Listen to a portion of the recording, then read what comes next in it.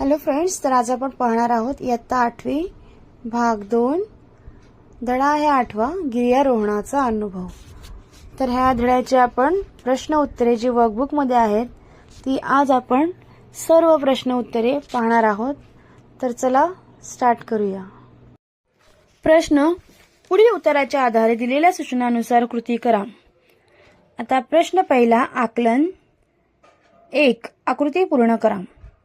त्यातला पहिला प्रश्न आहे, ईशानला कंटाळा आलेल्या व गोडी न वाटणाऱ्या गोष्टी।